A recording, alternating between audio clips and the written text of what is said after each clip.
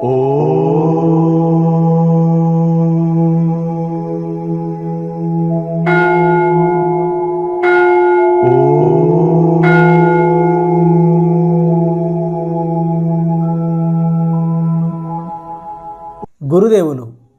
శ్రీ జ్ఞానానందగిరి మహారాజ్ గారి పాదపద్మములకు సాష్టాంగ దండ ప్రణామములు. విశ్వ గురు పరంపరకు వందనములు. ఒక యోగి ఆత్మకథ, అధ్యాయం 20. మేము కాశ్మీరుకు వెళ్ళలేదు. నాన్నగారు, వేసవి సెలవుల్లో హిమాలయాల దిగువ కొండలకు నాతో పాటు రమ్మని గురువు గారిని మరో 4 స్నేహితుల్ని పిలుద్దామనుకుంటున్నాను. కాశ్మీర్కు 6 రైల్వే పాసులు, మా ప్రయాణం ఖర్చులకు అయ్యే డబ్బు ఇస్తారా? నేను అనుకున్నట్లుగానే నాన్నగారు మనసారా నవ్వారు. నువ్వు కాకమ్మ కథ చెప్పడం ఇది 3వసారి. కిందటి వేసంగుల్లోనూ అంతకుముందు వేసంగుల్లోనూ ఇలాగే అడగలేదు నువ్వు? చివరి క్షణంలో శ్రీ యుక్తేశ్వర్ గారు రామంటారు. నిజమే నాన్నగారు, కాశ్మీర్ విషయంలో మా గురువుగారు ఖచ్చితంగా మాట ఎందుకు ఇవ్వడం లేదో నాకు అర్థం కాకుండా ఉంది. అంతకుముందు 2 వేసంగుల్లోనూ కాశ్మీరు రావడానికి ఇష్టం లేకపోవడానికి కారణం గురుదేవులు చెప్పకపోయినప్పటికీ అక్కడ తాము జబ్బు పడడానికి సమయం ఇంకా ఆసన్నం కాలేదన్న సంగతి ముందుగా ఆయనకు తెలిసి ఉండడమే కావచ్చు. కానీ నేనప్పుడే మీ దగ్గర పాసులు తీసేసుకున్నానని చెబితే ప్రయాణానికి ఆయన ఒప్పుకుంటారని ఎందుకో అనిపిస్తోంది నాకు. అప్పటికైతే నాన్నగారికి నమ్మకం కలగలేదు. కానీ ఆ మర్నాడు ఆయనే కొన్ని పరిహాసాలతో నన్ను ఆట పట్టించిన తరువాత 6 పాసులు, ఒక 10 రూపాయల నోట్ల కట్ట నా చేతికిచ్చారు. నీ ఉత్తిత్తి ప్రయాణానికి ఇలాంటి ఆధారులేవి అక్కర్లేదనుకుంటాను. అయినా ఇవిగో అని వ్యాఖ్యానించారు నాన్నగారు. ఆ రోజు మధ్యాహ్నం నేను దండుకున్నవి తెచ్చి శ్రీ యుక్తేశ్వర్ గారి ముందు ప్రదర్శించాను.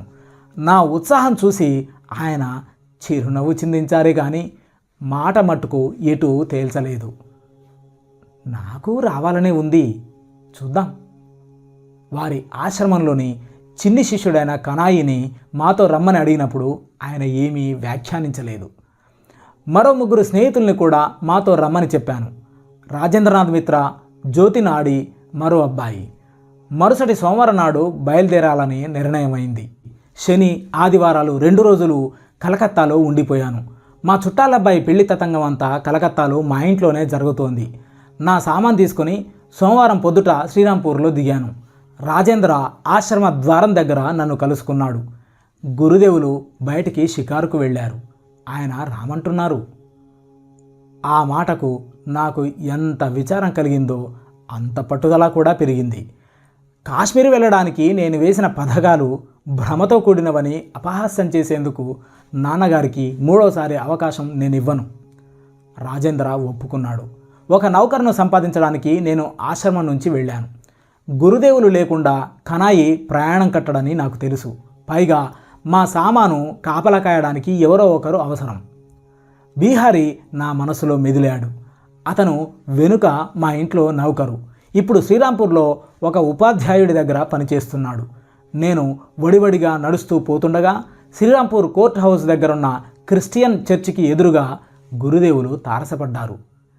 ఎక్కడికి వెళ్తున్నావోయ్? శ్రీ యుక్తేశ్వర్ గారి ముఖంలో చిరునవ్వన్న మాటే లేదు. గురుదేవా, మనం అనుకున్న ప్రకారం ప్రయాణం చేయడానికి మీరు కనాయి రావడం లేదని విన్నాను. బిహారీ కోసం వెతుకుతున్నాను. కిందటేడు కాశ్మీరు చూడ్డానికి అతనెంతో మనసు పడ్డాడని, జీతం లేకుండా పనిచేస్తానని కూడా అన్నాడని మీకు జ్ఞాపకం ఉండే ఉంటుంది. అవును, జ్ఞాపకం ఉంది. అయినా బిహారీ రావడానికి ఒప్పుకుంటాడని అనుకోను. దాంతో నా సహనం సన్నగిల్లింది. సరిగ్గా ఈ అవకాశం కోసమే అతను ఆత్రంగా ఎదురు చూస్తున్నాడండి అన్నాను. మా గురుదేవులు మౌనంగా మళ్ళీ నడక సాగించారు. నేను కాసేపట్లోనే స్కూలు మాస్టర్ గారి ఇల్లు చేరుకున్నాను. బిహారీ ముంగిట్లోనే తారసపడ్డాడు. అతని పలకరింపులోని ఆప్యాయత నేను కాశ్మీరు పేరు చెప్పేసరికి చటుక్కున మాయమైంది. క్షమాపణ చెప్పుకుంటున్నట్టుగా ఏదో గొణిగి యజమాని ఇంట్లోకి దూరాడు. నేను అరగంట సేపు అక్కడే పడిగాపులు పడి ఉన్నాను. బిహారీ ఆలస్యానికి కారణం ప్రయాణం ఏర్పాట్లు చేసుకుంటూ ఉండడమే కానీ మరేం కాదని అంతసేపు నన్ను నేను సమాధానపరుచుకుంటున్నాను.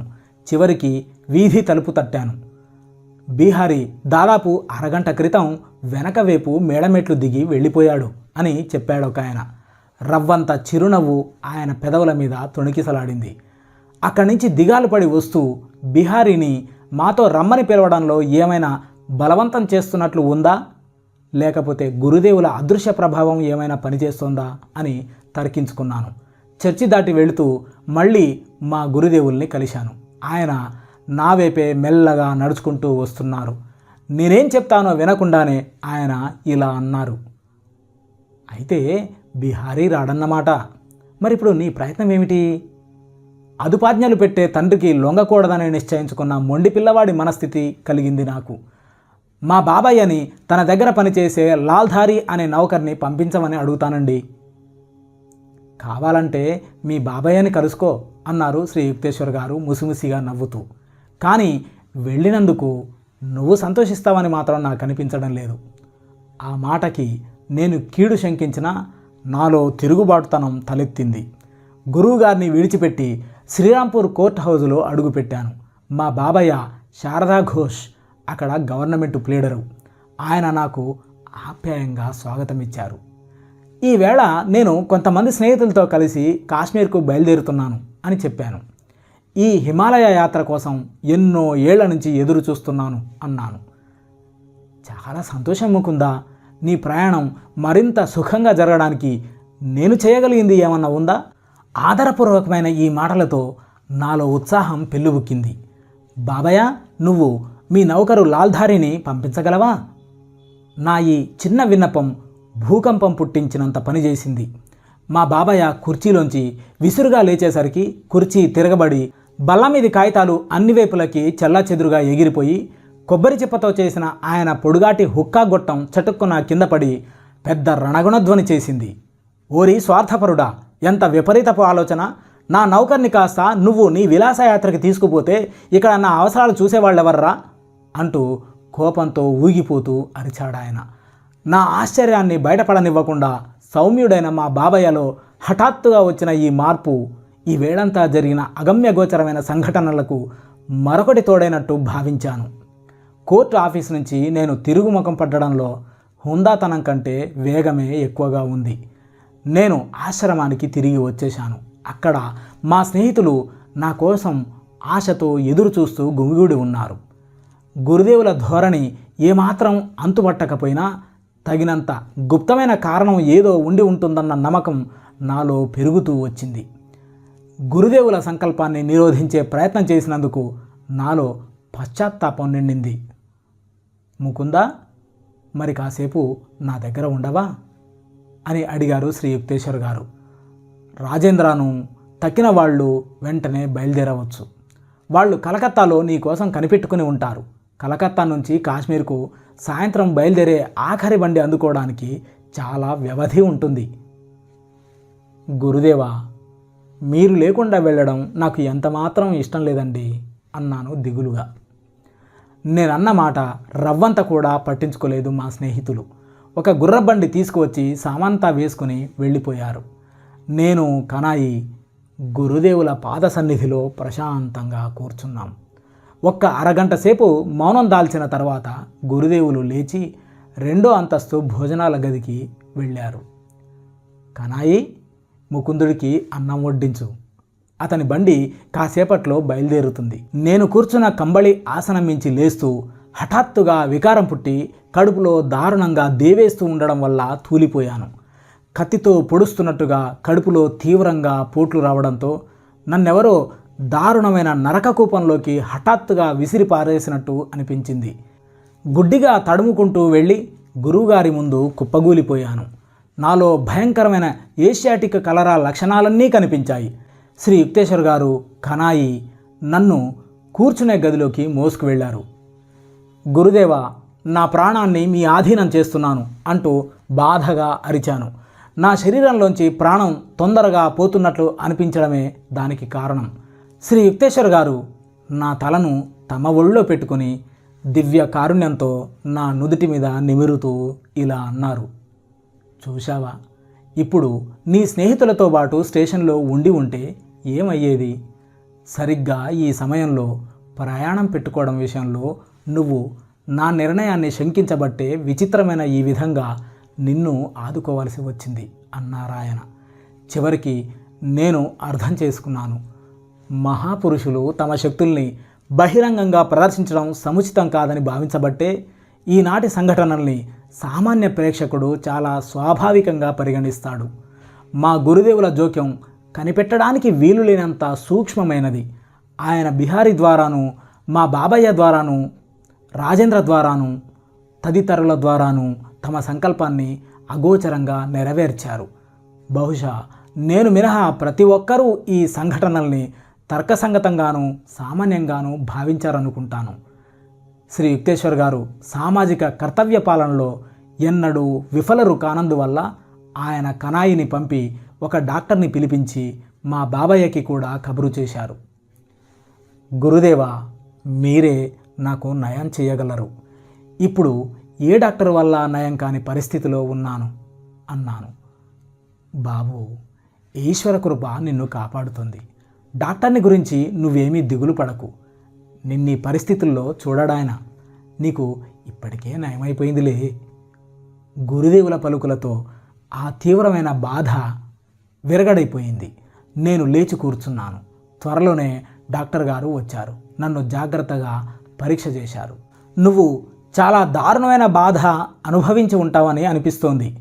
ప్రయోగశాలలో పరీక్ష చేయడానికి నేను కొన్ని మచ్చులు తీసుకువెళ్తాను అన్నారాయన. మర్నాడు పొద్దున హడావిడిగా వచ్చారు డాక్టర్ గారు. నేను ఉత్సాహంగా లేచి కూర్చున్నాను. బాగుంది, ప్రాణం మీదికి రానివాడిలాగే చిరునవ్వు చిందిస్తూ బాతకాని కొడుతున్నావు అంటూ నా చేతి మీద తట్టారాయన. నేను తీసుకువెళ్ళిన మచ్చలు పరీక్షించి నీకు వచ్చిన జబ్బు ఏషియాటిక్ కలరా అని కనిపెట్టిన తర్వాత నిన్ను ప్రాణాలతో చూస్తానని అనుకోలేదు. నువ్వు అదృష్టవంతుడివి నాయన. రోగ నివారణ చేసే దివ్యశక్తులు గల గురువుగారు నీకున్నారు. ఆ విషయం నాకు రూఢి అయ్యింది. నేను మనసారా అంగీకరించాను. ఆ డాక్టర్ గారు వెళ్ళిపోయే ప్రయత్నంలో ఉండగా రాజేంద్ర ఆడి గుమ్మంలో కనిపించారు.